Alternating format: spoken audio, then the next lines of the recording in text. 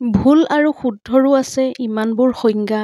এজনৰ বাবে যিটো উচিত সেয়া আন এজনৰ বাবে ভুল হ'ব পাৰে। এই মুহূৰ্তত যিটো সঠিক যেন লাগে সেয়া কিছু সময়ৰ পিছত ভুল বুলি প্ৰমাণিতও হ'ব পাৰে। সেইবাবে বৰ্তমানত থাকি জীৱনটো উপভোগ কৰিবলৈ চেষ্টা কৰক। আমি যি উচিত বুলি অনুভৱ কৰোঁ সেইটো কৰিবনে আন কাৰোবাৰ দৃষ্টিকোণৰ পৰা চাই নিজৰ জীৱনটো কটাব সেইটো আপুনি সিদ্ধান্ত ল'ব। কেতিয়াবা আপোনালোকৰ লগত এনেকুৱা হয়নে সম্পৰ্কটো আপোনালোক দুয়োৰে, গতিকে এই সম্পৰ্কটোৰ যত্ন লোৱাৰ দায়িত্বও দুয়োজনৰে। কিন্তু কেৱল আপুনি কিয় অকলে সেই দায়িত্ব পালন কৰি আছে? যদি আপোনাৰ সংগীজনে সম্পৰ্কটো শেষ হ'ব পাৰে বুলি ভয় নকৰে, তেন্তে আপুনি কিয় অকলে ঠিক কৰি ৰখাৰ চেষ্টা কৰিছে? আচলতে বিপৰীত ফালৰ পৰাও আপোনাৰ দৰে সমান ইচ্ছা আৰু প্ৰচেষ্টা থাকিব লাগে। এনেকুৱা অনুভৱ আপোনাৰ হয়নে?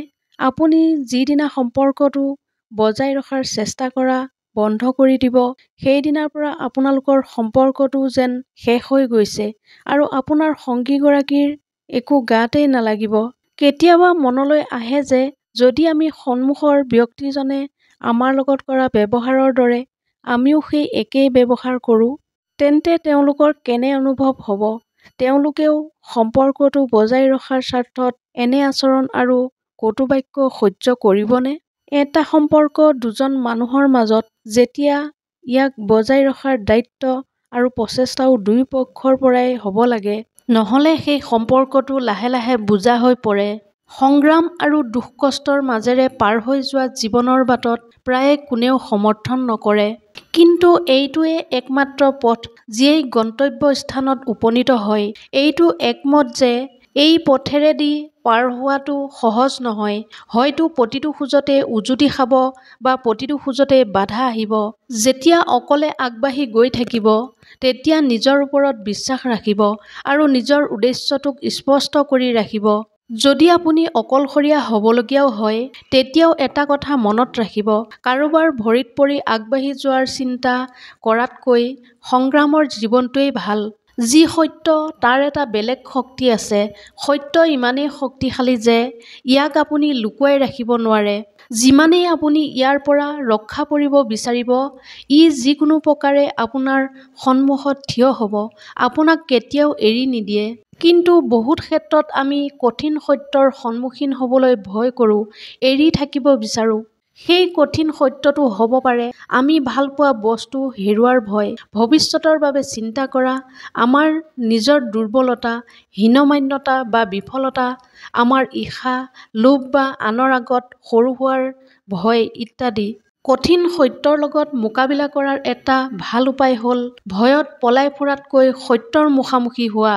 সত্যৰ মুখামুখি হ'বলৈ সাহস গোটাওক, সঁচাটোক স্বীকাৰ কৰিবলৈ শিকক, সত্যৰ সৈতে খোজ কাঢ়ক। সত্যই আপোনাক প্ৰতি মুহূৰ্ততে পথ প্ৰদৰ্শন কৰিব, সুৰক্ষা দিব। এটা খালী মন চৈতানৰ ঘৰৰ দৰে। গতিকে অপ্ৰয়োজনীয় চিন্তা মনৰ ভিতৰত ভৰাই বহি থকাতকৈ কোনো ভাল কামত নিজকে ব্যস্ত ৰাখক।